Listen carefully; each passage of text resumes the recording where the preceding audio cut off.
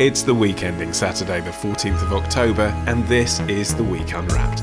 In the past 7 days, we've seen Harvey Weinstein's sacking by his own board amid a string of sexual assault allegations, BAE Systems announcing the loss of 2,000 jobs in the UK, and the Spanish Prime Minister giving Catalonia 8 days to drop its talk of independence. But we're here to bring you some of the stories that passed under the radar this week. Big news, not making headlines right now, but with repercussions for all our lives. I'm Ollie Mann. Let's unwrap the week.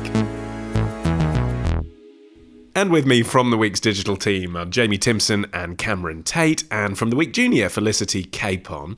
And starting the show this week, it's Cameron. What do you think this week will be remembered for? Well, YouTube has realised that guns don't kill people, videos do. We want to point out some of the things that the mainstream media is just flat out missing. They're talking about bump fire stocks now. Allegedly, according to pictures that we've seen, a bump fire stock, which appears to be one made by Slidefire, these are actually made by Fostech. They're talking about these in terms of making the gun fully automatic. And they're making it sound like it's a replacement for a gun being fully automatic and just as effective. We want to show some of the myths and the truths in terms of bump fire stocks with an AR style platform, and we have on an AK style platform. Paul Glaso speaking on the YouTube channel Legally Armed America a few days after the Vegas shooting. Cameron, what's the story here? So what's happened is, in the wake of this hideous Vegas tragedy, YouTube has said that they're going to be banning any videos that discuss or glorify these things called bump stock weapons. And a bump stock weapon is essentially, it's a device that you can attach to a semi-automatic gun that can increase its rate of fire to replicate a fully automatic weapon. Which we now know is what the Vegas killer used, yes, right? Indeed, so yeah. He modded his guns, but we don't know that he got that information from YouTube. No, we don't know that it got it from YouTube. What makes it an interesting story is that obviously we've had numerous shootings and tragedies in the past, well, God knows how many years, and we always get the same response from the American government. This is a tragedy, we have to pray for the victims.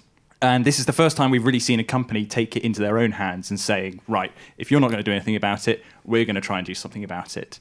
So they're banning these videos, but as we could see with that clip, they haven't banned everything just yet. Well, they haven't banned videos in which people talk about the issue, but I mean, in fairness, that is what we're doing now. I mean, this podcast, if it were a video, would be tagged, wouldn't it, with those tags, gun modding, bump stocking, or whatever you just said. There has to be a place to discuss the issue. The issue is taking away the how-to guides, which are the equivalent of the sort of bomb-building videos. I think the key thing is that there seems to be still hundreds of these videos, even with the restrictions that the company have placed now. And the question is really, for a kind of a wider question, is whether we want this kind of censorship. Is it a censorship of free speech in a sense? Because these people are, obviously the modding is seen to be legal, although having the automatic weapons makes it illegal. So are we in a situation where YouTube have just decided that actually censorship is the way forward for these kind of things? I think it certainly could be an issue. Well, let's deal with that. Felicity, is this censorship, do you think? I don't think so, no. I think it seems to me more like a publicity stunt. I think this is a PR thing. I don't really think it's going to work. I'm not quite sure why they're only doing it now after this terrible atrocity. And what about all the videos they have up of, I mean, there's like funny gun fails that are absolutely rife on YouTube, and bikini-clad women with their guns. What about those?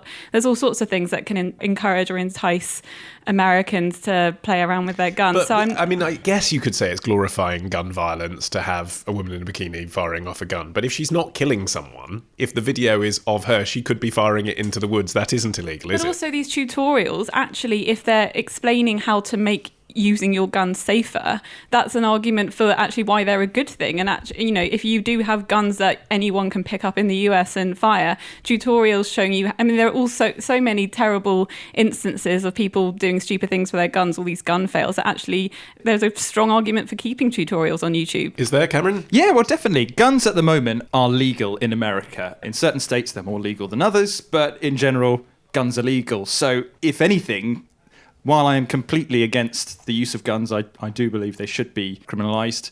I think while they're legal, it's good to have things out there like videos to say, this is how you maintain them. If you are going to use them, this is how you safely use them. Yeah, but this is how you safely mod your semi-automatic rifle to turn it into a war machine. It's not something that's keeping anyone safer, is it? It's a war machine at the beginning. You know, I get that, but in a country where they are allowed to have a pistol and shoot an intruder on their property, that's a slightly different thing to a weapon you could only use for a mass shooting. I think you're right in the sense that it is turning it into something that we have decided is wrong as a place. But I don't think that banning the videos is a way. I think that you have to educate people into not wanting to use their guns, not wanting to use weapons. And I think banning videos, I still see it as a form of censorship, and I think in any case it's kind of wrongly placed. I mean, I suppose the thing with the technology of this, Cameron, you are the tech guy on the week, is that actually people will just find alternative places to find these sorts of videos anyway on the dark web, or actually just an alternative video sharing site. Exactly. You know, this is exactly what I was going to say. It's if it doesn't crop up on YouTube, there are other video sites that they can go to, the likes of LiveLeak or perhaps Vimeo. But what I also find quite almost ironic about it is the reason they were taken down is because YouTube, you violate their terms of service if you put videos up that glorify violence or glorify illegal activity. But I typed in cocaine use into YouTube and I got hundreds of videos straight away of people using cocaine. But it was kind of like those videos where it was glorifying it. You know, it's here are 4 people taking Colombian cocaine, watch their reaction. This is a problem that tech companies are really struggling with this year in particular. Earlier on, there was a big problem in terms of companies making money out of advertising around extremist imagery or jihadi propaganda.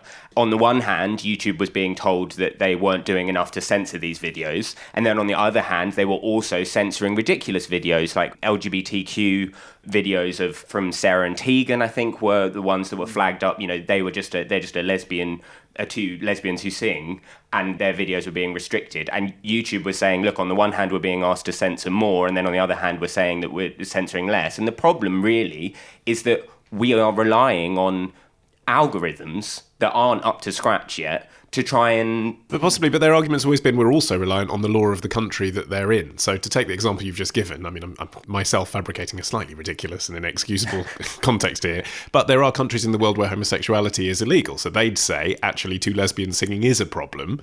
So once you start saying, OK, we're going to take away stuff that's illegal in each country, you do build a massive rod for your own backs. It becomes impossible to be an open video sharing platform. That's why they've always resisted this idea, isn't it? But YouTube as well is specific to countries. So if you click on a video where you can basically kind of region lock a video. So if I wanted to watch something from an American broadcaster in England, it would say, this video is not available in your country, you've got to go somewhere else.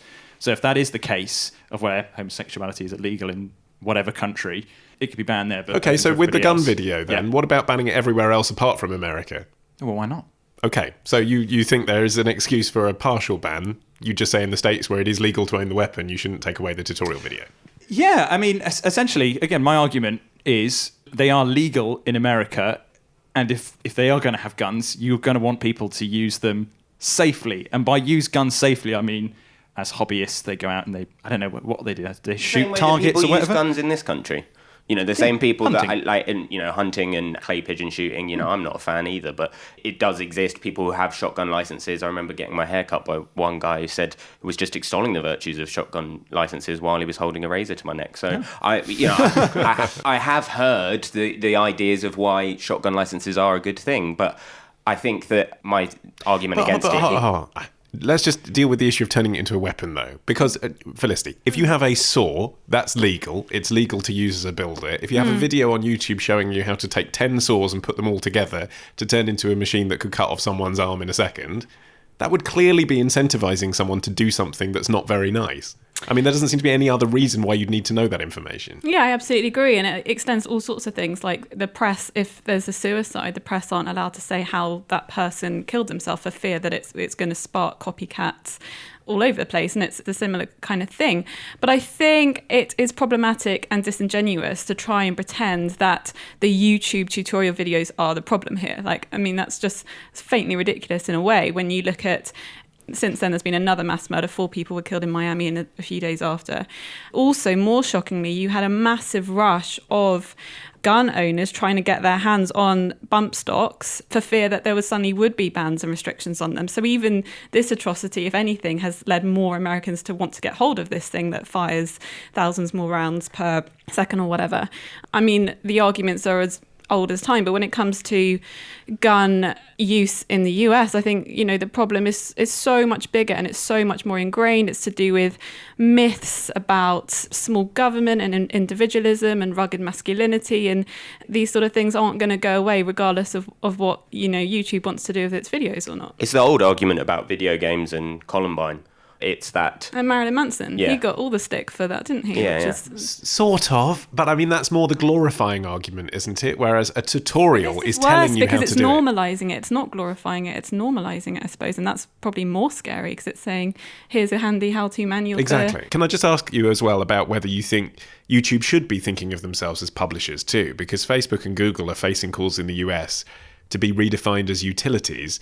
But this week, the UK Culture Secretary was asked if they should be classified as publishers. Which are they, Cameron, in your view? They've obviously, it seems to me, you said this could be a publicity stunt. I mean, what you mean by that is they're trying to say to the regulators, stay away, aren't they? They're saying we can be responsible, but they haven't said whether they're a utility or a publisher. They still It's a very deliberately good, being blurry about It's a it. very good argument because you kind of have both things with YouTube. In some senses, they are the host of companies and publishing houses like Disney. Disney obviously have got a lot of channels on YouTube. But then again, I can go out and walk around town and make a ridiculous vlog about how I worked this morning, and I can go and put that up on YouTube, and 4 or 5 people might watch it. So it's... I think if you want to look at the broader terms of things, if you want a yes or no answer, then yeah, they're publishers. But I think it's the thing of net neutrality, and the problem that people are engaging with consistently about the internet is about how we regulate, if we want to regulate, one of the things that made the internet such an amazing thing. But you are a publisher, not you personally, but you work for The Week Sometimes Online. I publish. Which is a publisher of news content, which is regulated, and it's on the internet. So what's the problem? Why can't YouTube be regulated too? Because not everyone can publish to The Week Online. We've been chosen to publish for The Week Online, whereas one of the real great things about YouTube is a democracy in terms of if I want to start up a YouTube channel that just wholly looks at the lives of small fluffy bunny rabbits, I can do that. But ultimately, that is something that I think you should want to hold on to about the internet, and regulation in terms of describing it as a publisher and then it having to jump through hoops would in the end affect how the internet is viewed. But it wouldn't. No one would want to take down your videos about fluffy rabbits. They want to take down the videos where you say the Holocaust was a good thing or this is how you build a bomb. But what's wrong with that? At the moment, that would be what they wanted to do. But eventually, once the governments were regulating everything that was on the internet, you Why close would out they ever all... take down your fluffy bunny rabbit video? I mean, who knows what kind of incitement to anti-tortoise laws that might end up in government in the future. Exactly. It is a thin end of the wedge type thing of saying, well, you're only going to ban the things that we say are banned at the moment. Well, I think one thing we can say is at least this is still being discussed in the US, which is something that actually after some other mass shootings it isn't, is it? You get a week's news cycle and it's forgotten about. I mean, there do seem to be implications from all of this, don't there? Jamie, you're up next. What do you think this week will be remembered for? Is it high time we stopped making a hash of medical marijuana? The tide of world opinion is moving in the direction of legalizing cannabis. There are 29 states in America, the majority of them, that have already legalized medical cannabis without any problems arising. There are 6 or 7 states in Europe where it's possible to use cannabis medicinally. But we've forgotten that this is the oldest medicine in the world. Been used for 5,000 years at least. Archaeological evidence supports this. And we know that if there had been problems with it, they would have been discovered years ago. Paul Flynn, MP for Newport West, speaking this week in Parliament. And Jamie, he's put forward a bill for the legalisation of medical marijuana.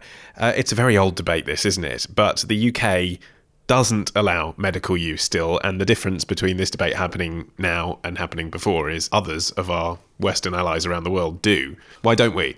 Well, I think actually a small point that actually cannabis has been available in medical form for 7 years now in the UK, but people don't know that But the kind of the main reason that people think that it's not, like, hasn't been so readily available is actually because of the cost. So Sativex, which is a cannabis-derived prescription drug, is £375 per pack. A pack kind of gets you roughly 270 doses. But its price... And that's a pill? Under-the-tongue spray. Okay. But the price of it has meant that under NICE guidelines, who are the people that decide what the NHS prescribes, it's not being prescribed in England and Scotland because it's not cost effective. Okay, but when people talk about marijuana for medical use, they're not talking about that, are they? They're talking about smoking joints being prescribed by a doctor. I think it highlights an interesting point in that the reason that it costs so much is because it's criminalised. So the hoops that Sativex have to jump through in order to be able to be even prescribed even expensively shows the kind of problem with the criminalisation of marijuana at the moment. In lots of ways, the reason that marijuana is not administered medically in the UK is down to fear of it being a gateway drug. Theresa May, just before the general election, told Robert Peston that though there have been studies into the benefits of cannabis or derivatives for medical use, the reason she wouldn't look into it was because it led on to harder drug use in later life. She gave the example of 2 young men who had died in her constituency of a heroin overdose having started on cannabis. I mean, that's true, though, isn't it? There's no reason to discount that might be true. And she was Home Secretary for a very long time. Yes, I don't see why not. I don't see why that wouldn't be true. But either way, whether we're talking about heroin or cannabis, the whole problem with it being illegal is that you can't give people the help that they need. They, disappear off the radar. And I think that's the worrying thing. I mean, we hear that a lot, don't we, Cameron? You can't give people the help that they need. But there are so many charities that help drug addicts that, what do you mean by the help? You mean literally give them drugs? I think it's something like strategies to do with cannabis shouldn't be dealt with by the Home Office. I think it should be considered as a health issue in this country. And as a result, isn't it true that if you're a drug addict and you seek help, there is help? To take heroin as an example, between 2003 and 2010, the deaths through heroin at use declined, but that was to do with the policy of the Labour government in that point that were giving heroin over the NHS to drug users. From 2012... In the form of methadone, though? Yes, administered through NHS nurses. From 2012, though, there was a law change that made local authorities in charge of drug treatment, whereas it used to be through the NHS, it now became part of local authorities. And crucially, my biggest bugbear, it wasn't ring-fenced. So when the cuts came to local authorities, they cut use of drug treatment. And lo and behold, deaths of heroin overdoses skyrocketed. So at the moment, what's happening is that local authorities, already stretched to their bare bones, are making cuts because the people who are heroin addicts and are drug users are at the fringes of society. OK, point taken. But Cameron, isn't this conversation evidence that we are falling into Theresa May's slippery slope argument? Because we started with a conversation about medical marijuana and within a second Felicity lumped in heroin. That's exactly the issue, isn't it? If you say, well, we'll give people cannabis because it can help them, then you do start the conversation about making all drugs legal. And for a lot of the country, that is a problem. They don't want to see that. Yeah, but I would like to see some actual evidence aside from 2 people that Theresa May knows that have spiralled down this. And while I'm not completely for drug legalisation, I would like to see something that kind of says, if I start with marijuana or medical marijuana, in 5 years' time, I'm going to be on smack or crack. There is a link between marijuana use and harder drug use. That's a fact. There are those links. But the question is, what causes those things? So being able to get harder drugs from the same place that you get marijuana from is obviously means that there's a chance that you're going to take more.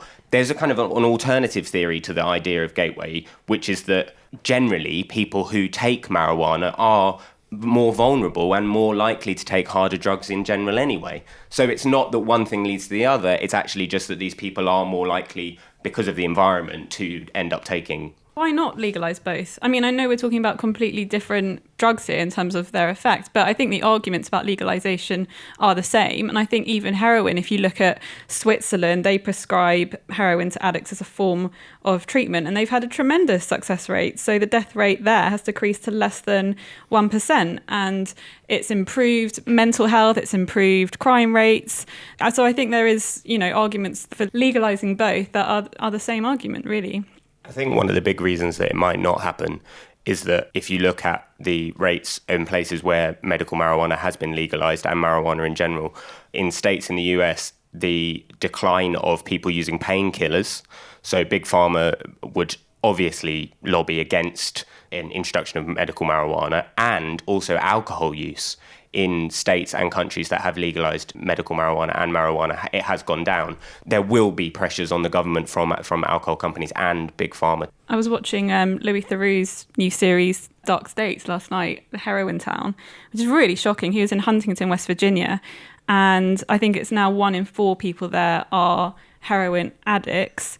And pretty much all the people he spoke to, the reason why they are on heroin is because they were prescribed opiate-based painkillers by their doctors. They went to their doctor and said, I'm now addicted to this. The doctor freaks out, closes the door, and off they go, and they're onto heroin.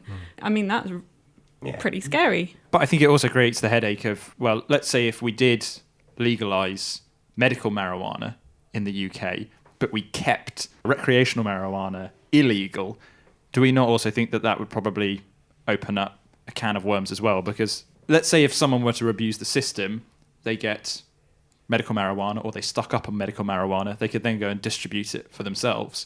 Just legalise all of it. Like, there's no point having people in prison if you're addicted to. Why are they in prison? That's just not helpful. There is a at all. point putting drug dealers in prison at the moment, isn't there? Because they've knowingly committed a crime by selling drugs to poor and vulnerable and people. That's another argument for legalisation, isn't it? In the sense that Tim Farron said that it would bring somewhere in the region of £1 billion to the economy if we regulated and taxed it, like we do with alcohol and nicotine. So the argument of the crime that's committed through drugs and the cost that brings upon the state services is another reason to legalise it. I think the problem is that mentally telling people that your state money is going on drug addicts and the things that they have for 50, 60 years been told is the reason for all of the things that are wrong in society and one of the big ills, it's a difficult thing to sell, and it's never going to be sold by a Conservative government. Yeah, that's interesting. I'm glad that you mentioned the poor old Liberal Democrats, because they don't get much of a conversation these days, do they?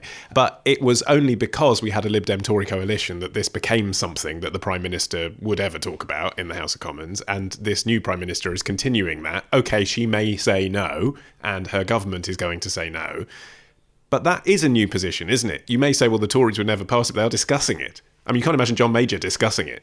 No, and I think that's true. And I think that one of the big things that Nick Clegg did when he came out after to try and save his own face was talk about how Theresa May had tried to suppress reports into the end of the war on drugs, at least the decriminalisation of drugs. Theresa May did, and the Home Office did try and suppress that because it went against what the government has been pushing and everything else. So yes, I mean, I think that's the reason that it'll happen within our lifetime. That I think that we'll end up in this situation where there's a decriminalisation or at least a legalisation of all drugs, because we're having these conversations, because now people like Theresa May is having to answer questions. But also people of our generation and our sort of social class, for want of a better phrase, would be able to find it on the internet if they wanted it. I mean, that's the thing, isn't it? People who are desperately going out to drug dealers are either too old to understand how the internet works or too poor to be able to get on the internet or be part of that social group. I mean, everyone else, if they wanted to get a package of drugs delivered to their house right now, could find a way of doing it. This is 2017, and we can't just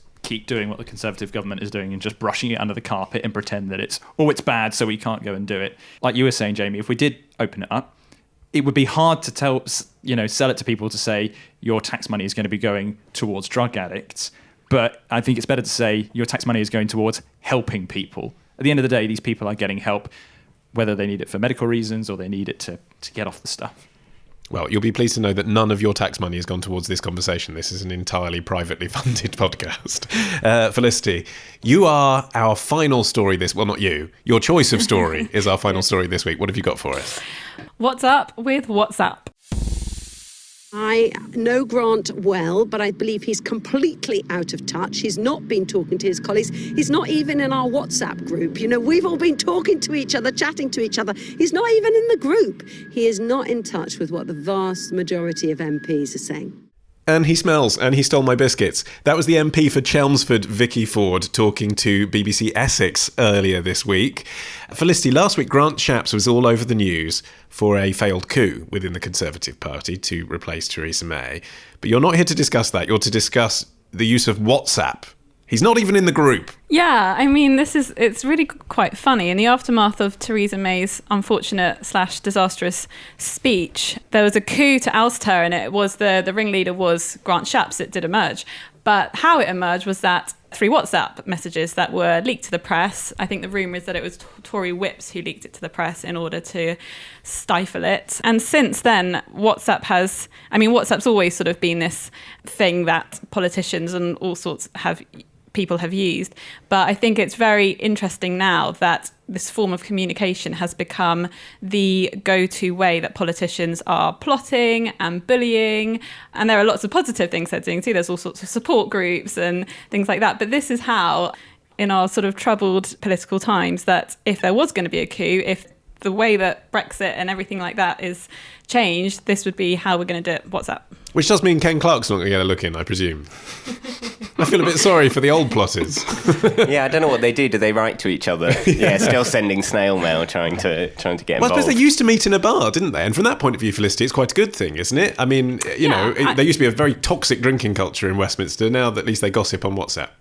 Yeah, I mean, I don't know. I think the latest thing from Grant Shapps is that he is absolutely appalled and horrified because someone has added him to a WhatsApp group and all these politicians have rounded on him. And he says he's absolutely horrified by the amount of abuse he's now getting, which is quite hilarious. But you're right in the sense that people have always found ways to bitch and gossip and plot, whether that is down the pub, whether that's by the water cooler, however it may be. But it just seems that now it's WhatsApp. And in some ways, that's possibly a good thing, and in some ways that's a bad thing. Okay, let's talk about why it's a bad thing. It's a bad thing. Why is it a bad thing? It's a bad thing because unlike a conversation in the pub that hopefully is not being recorded anyway, WhatsApp, there is always going to be a record of what you've said, and that can be leaked very, very easily despite end-to-end encryption and all the security well, let's stuff talk about there. that. So Cameron, when Felicity says it can be leaked very easily, people using WhatsApp will think it's supposed to be encrypted, it's supposed to be secure. What does she mean? Well, this is just so hilarious because WhatsApp is end-to-end encrypted. So basically any message that you send from your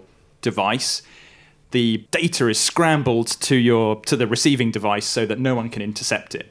But what you can do is you can take screenshots of the conversation, and that's not encrypted, and then you can go and post it to a newspaper or whatever. Which is basically the same as nudie shots on Snapchat, isn't it? This is the danger. People think they're sending them privately, but actually all you need to do is press 2 buttons, take a picture, and boom. But what I find really funny is that Amber Rudd, who is very, very against end-to-end encryption because it gives criminals an area to hide, and she wants encryption to be removed from WhatsApp so they can go and find people easily. Well, it kind of is quite funny that it's kind of bite them, really, hasn't it? I mean, I think it's also quite ironic that Amber Rudd is saying that she wants to ban end-to-end encryption, which I think is now impossible. The technology has been created; you can't uncreate it.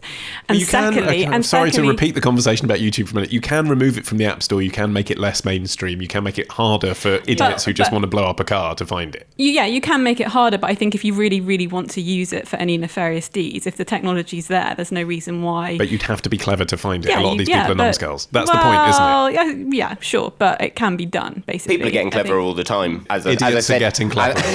As I've said before, I think 12-year-olds know far more about these kind of things than perhaps you or I do. I also think what's interesting about Amber Rudd, and I don't think should be, although it's highly ironic that she wants to get rid of end-to-end encryption just so that everyone else can see what Boris Johnson's saying on WhatsApp. I think that she did specifically say that she didn't need to know how end-to-end encryption works in order to know that it's a bad thing and should be removed, which I don't think is the way to govern. I would like to explain how crazy it is, the idea of removing end-to-end encryption. So removing end-to-end encryption is a bit like going around to everybody's house and saying, look, you might be involved in criminal activity. Can you leave all of your doors unlocked and open so we can just walk straight in? It's not going to work. That's not how things work. Do you guys use WhatsApp? And if so, why aren't I in your group? Yes. Yeah, definitely. I think it's widely used. There's also so many other forms of communication. Yeah, so Slack is another one that is being encouraged to be used in. I think it's this move away from emails, which is seen as way too slow and way too formal, and actually workspaces are moving towards instantaneous. But it has all of the same problems that was discussed on this podcast last week about remote working, in the sense that if I am part of Slack or WhatsApp and it is immediate, then people get used to you having an immediate reply, particularly in a work setting. That can be really troublesome but also with friends, the dreaded double tick in WhatsApp, which is where that you can see that the person has read it but hasn't replied yet. That the kind of the social pressure that brings upon. Maybe it's just me. Maybe people just don't reply to what I'm writing. But but I think that there is that issue with WhatsApp, particularly where part of the instantaneousness of it is bad for people that just want to live their lives, I think it feels as well as though it's easier to exclude people from things. It's easier to gossip. I think it's facilitating stuff that is a little bit unpleasant. Okay, maybe. give us an example of that if you've actually seen that. I haven't seen it, but I think it's more the fear that it might be going on. So that your colleagues have created a group called Felicity Drinks All the Coffee, and that they're just like, she's done it again. Yeah, I think that. No Maxwell House left. I think it's also interesting in terms of the legal arena. So I think what people don't realise is that if you are private messaging on a work device, like your laptop or your phone, your employer does have a right to monitor what you're saying and what you're up to, and they can check that at any time. And that's a European... I saw sceptical eyebrows raising at the corner of my eye there from Cameron. Was the implication of those eyebrows being raised? Because I have big eyebrows. At least I'm shaming you to your face. We haven't got a WhatsApp group. I'm guessing your innate skepticism to that comment was, well, your employer might technically be able to do that, but through encrypted messaging, how would they? Yeah, I mean, through encrypted messaging, it would be very difficult for an employer to monitor what you're doing. But contrary to almost everything that I've said on this podcast, I don't have a problem with employers looking at your work messages, because at the end of the day, you're at work and you've got to remain professional. So I don't see a problem with that. But people forget, don't they, is your point, Felicity? Yeah, my point is that I think there are all these forms of communication where you feel like you can be a bit more casual and informal and gossipy. And actually what I don't think people realise, whether it's a good thing or a bad thing is another matter, but I don't think they realise that their employer can be watching them. And that's slightly... I wonder if in scary. the old days you used to get drunk at the pub with people and then hope that what you said didn't get repeated because most people couldn't remember. Yeah. And now it's that actually the things that you say are not only very easily repeatable, but then also can be broadcastable. Well, that's it, isn't it? And we could all fall victim to this screen grab and print idea, couldn't we? I mean, we may not have whips that are sending our information to the Daily Mirror, but same rules apply. There is another app, Confide, which I think allegedly the White House uses. And the thing about Confide is that it works in the same way, but the messages, correct me if I'm wrong, the messages are deleted straight away. So there is no record. And I think people worry about that in terms of FOI requests, for example. Sorry to go back to Westminster, but if all the politicians either here or in the White House are now communicating and discussing plots and policy through WhatsApp or Confide, can we still make FOI requests? And the point is, no, we can't, because we probably don't even know those conversations exist in the first place.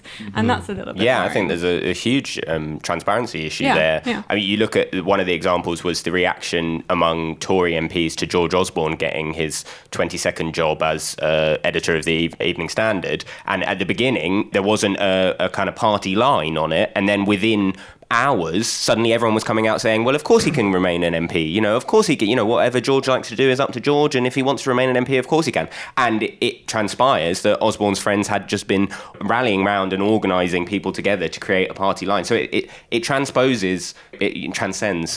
from just gossiping about people to actually creating party policy almost. Which also kind of relates to the workplace. It's a very instant, this is the line we're taking, we all think the same thing, and it happens like that.